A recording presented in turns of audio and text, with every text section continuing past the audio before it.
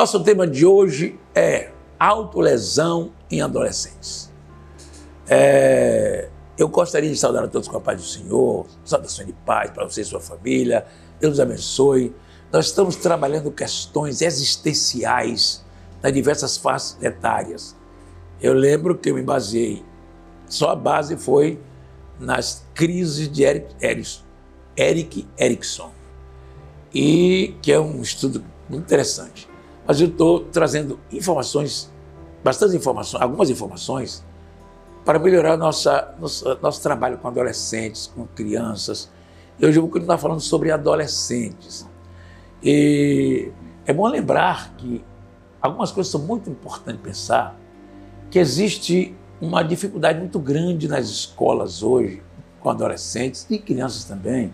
Aumentou o número o percentual de pais preocupados com os filhos desistirem, aumentou o número de alunos que estão perdendo de ano, aumentou os estudantes que passou a ter dificuldade na rotina estudantil na escola. Então, eles não querem ficar 4 horas na escola, porque eles têm uma necessidade patológica de estar na internet, patológica de estar nos seus joguinhos. Isso está sendo muito, muito grave. Mas a outra coisa gravíssima agora, que eu quero chamar a sua atenção, eu sou psicólogo, atendo pessoas, atendo adolescentes e faço palestra para adolescentes. Isso é muito interessante pensar, que eu tenho me deparado com muitos adolescentes se lesionando. Antigamente chamava automutilação, ainda se chama automutilação, mas atualmente se fala autolesão, que é quando eles começam a se lesionar ou ferir no braço. A maioria das feridas estão em lugares invisíveis. Ele começa a se ferir com gilete, com qualquer outra coisa, ou se bater na parede, aparecem manchas no corpo. Então, são coisas bastante graves que estão acontecendo com os adolescentes e numa escala muito maior do que os pais imaginam, porque tem muitos que os pais não veem, porque a lesão está na coxa, na parte do corpo que fica coberto pelas roupas. Ele começa a ferir o braço, mas começa a usar camisa de manga comprida. Então, uma série de coisas que estão acontecendo em relação aos nossos adolescentes hoje e das igrejas também, porque eu atendo meninos da igreja, meninas. Isso é uma coisa bastante interessante, que você pensa, são duas coisas gravíssimas.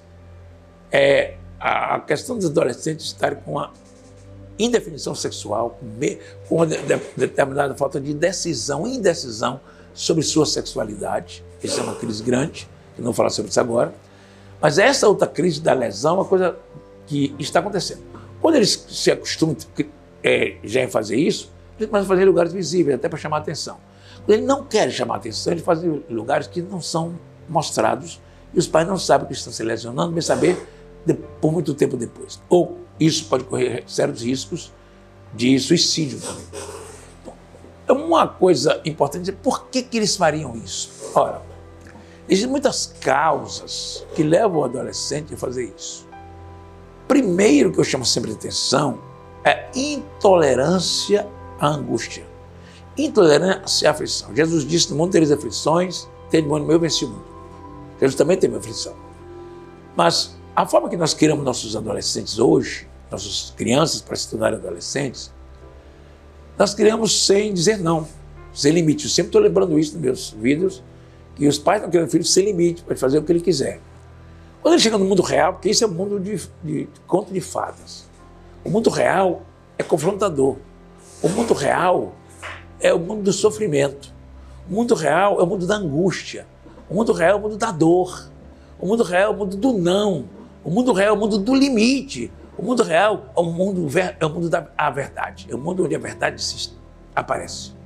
Não diz aí ver iludido, com sonhos dourados, quando na verdade o mundo é real, a vida é real. E quando a pessoa chega na adolescência hoje, começa a entender que existe um mundo real, que para ele é o mundo inimigo. O mundo é inimigo dele, porque o mundo é real. Vai para a escola, tem ordem. Se ele fosse vir ao exército, tem mais ordem ainda. Em qualquer ambiente que ele estiver, vai ter alguém dando ordem nele. E ele não quer isso, ele quer ser livre para fazer tudo o que ele quiser, porque foi assim que ele foi criado. Essa é uma situação bastante complicada, bastante complicada. Então, como esses adolescentes são muito fracos, uma causa é a vulnerabilidade. Eles são muito vulneráveis. E essa vulnerabilidade fragiliza demais o ego desses adolescentes. Essas vulnerabilidades são todas emocionais. Eles passam raiva porque não conseguem aquilo que ele queria. E nessa raiva, esse ódio, eles se mutilam. Eles também têm o não que ele ouve. Por exemplo, um garoto falou comigo, 14 anos, ele foi para namorar com a menina para da idade dele, e ele chegou lá todo cortado. E disse: por que você fez isso, garoto? E ele disse: eu falei para namorar com a menina, eu queria pegar uma menina, que é assim que eles falam. E a menina disse assim: vai crescer, Fedelho, não quero saber de você, você é um menino, ela também é menina. De repente, ele entrou em pânico e começou a se cortar. Por quê? Ele não era acostumado a ouvir não, e viu não de uma garota da idade dele. Esse é um problema que os pais precisam estar atentos, ligados, porque eles vão fazer isso, que é uma coisa importante lembrar, que quando ele se lesiona, ele está fazendo por alívio uma atenção. Mas tem uma causa importante: existem grupos de adolescentes hoje, grupos nacionais de automutilação, de autolesão. Existem grupos que ensinam como fazer a mutilação e as causas pelas quais eles devem se mutilar. Como fazer a lesão e as causas pelas quais eles devem se lesionar. Pense na gravidade disso. Grupos que estão orientando seu filho, influenciando seu filho para fazer lesão quando tiver uma angústia. E a explicação é: a lesão alivia a tensão emocional daquele momento. A explicação quando a pessoa está passando uma dor emocional, ele comete uma lesão para ter uma dor substituta. É a dor do desprezo de alguém, é a dor da violência que eles passaram, a dor de ter sido abusado, e aquela dor é mortal, angustiante. Alguém diz: corta um pedacinho de você, que essa dor vai passar. Você vai ter outra dor, mas a dor do seu ódio vai passar. A dor da sua vergonha vai passar. Esse é um conselho diabólico, mas está acontecendo muito no mundo de hoje. Ou seja, desviar o foco das dores emocionais, poderá melhorar a dor emocional fazendo uma lesão. Então, são explicações que talvez os pais nunca ouviram dizer isso, mas também uma causa grave, aí mais grave ainda, é quando ele está pensando em morrer. Ele está pensando em suicídio. Em alguns casos, a lesão é uma tentativa de suicídio. Na maioria dos casos, ainda não, a pessoa não está em um processo de depressão ainda, mas a lesão antecipa. A lesão é fruto da ansiedade, do estresse por uma expectativa frustrada. Mais ou menos por aí. Então, quando essa pessoa pratica essa lesão, ele tenta aliviar aquela tensão e aquela vergonha que ele passou. Esse desejo inconsciente de morrer é um desejo que pode estar no adolescente. E a lesão seria o primeiro sinal de que ele pode cometer um suicídio. Então é preciso estar muito ligado nisso.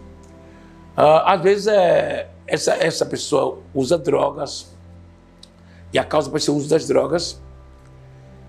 A causa pode ser transtornos alimentares, a pessoa que tem bulimia, anorexia nervosa, que é a bulimia, quando a pessoa come e vomita para emagrecer, ele come para ter o prazer de comer e vomita para ter o prazer de emagrecer.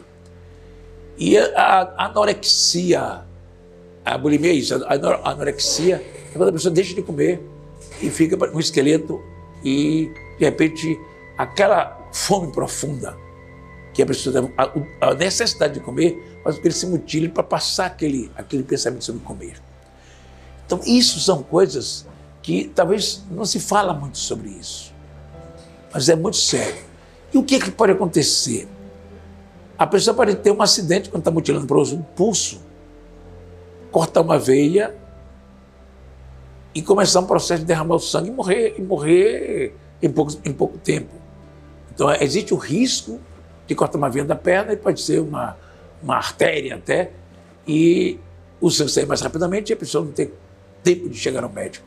Então, existe um risco real disso, mas o risco em si da mutilação, da lesão, é um risco tão grave, tão complexo. E eu, como psicólogo, tenho pessoas assim, não poucas pessoas, muitas, até de admirar a quantidade que está envolvida com isso. É admirar que os pais não sabem que o seu filho está assim. Olhe mais seu filho, olhe mais sua filha. Preste atenção. Ele pode estar se lesionando. Então, o que eu posso fazer como psicólogo? O que você pode, eu posso fazer como pastor?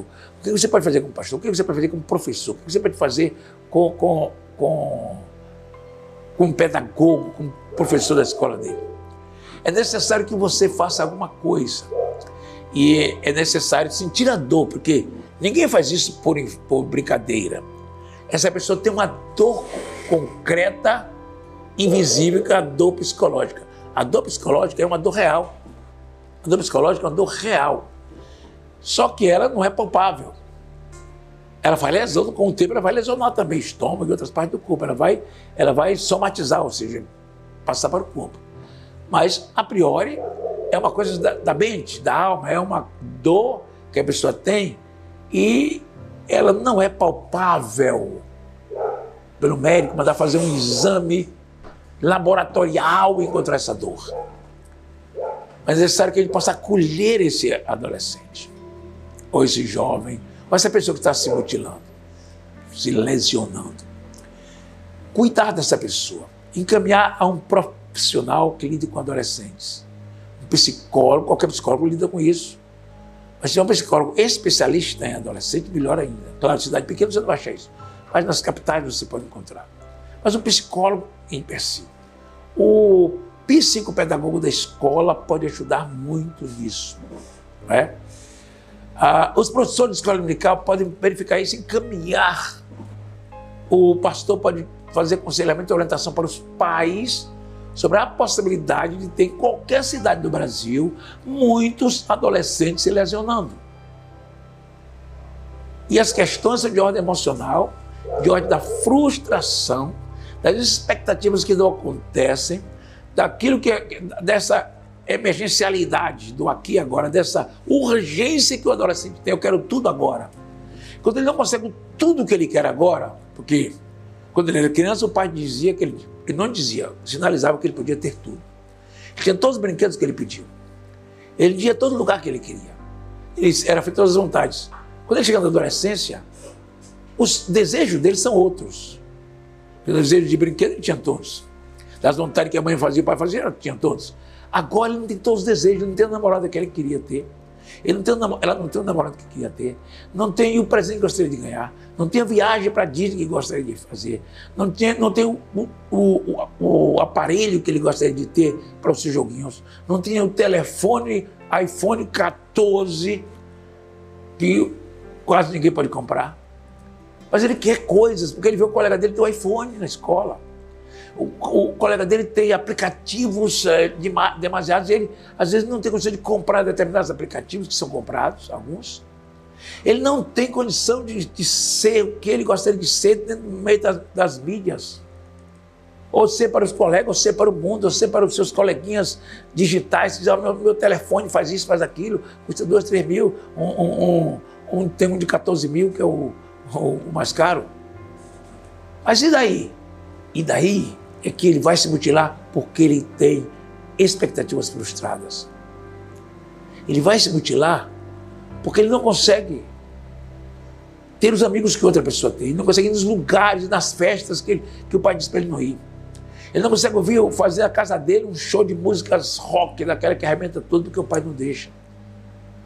Mas ele pode fazer todas as vontades quando ele é criança. Esse é o grande diferencial de ser um adolescente numa época dessa, comparando com as crianças dessa mesma época, porque eles vão estar se tornando adolescentes e não têm as suas vontades, não tem como ter todas as vontades do adolescente cumprido, porque ninguém sabe quais são todas.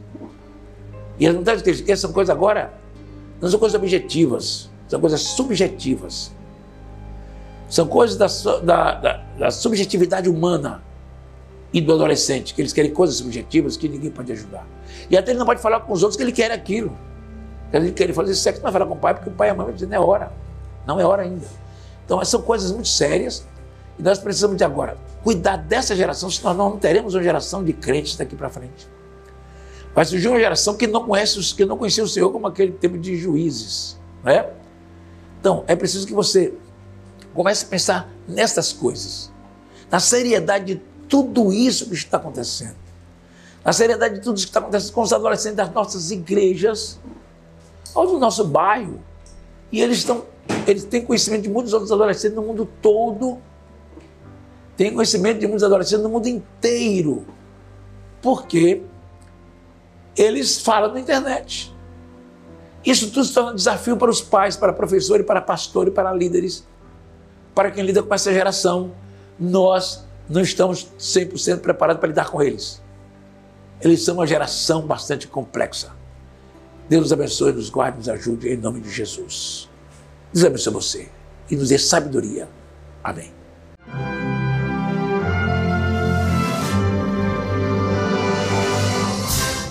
No primeiro trimestre de 2023, o tema das lições bíblicas jovens da CPAD será Separados para Deus, buscando a santificação para vermos o Senhor e sermos usados por Ele. Em 13 lições comentadas pelo pastor Natalino das Neves, estudaremos a santificação como caminho para a vida eterna. Entenderemos o perigo do pecado, a importância do temor a Deus e do estudo da palavra. Também aprenderemos sobre o ensino de Jesus sobre esse importante tema para a vida cristã. Adquira hoje mesmo a sua revista, à venda nas livrarias evangélicas de todo o país, pelo 0800 021 7373 ou em nosso site cpad.com.br. Lições Bíblicas Jovens, um produto com a qualidade CPAD.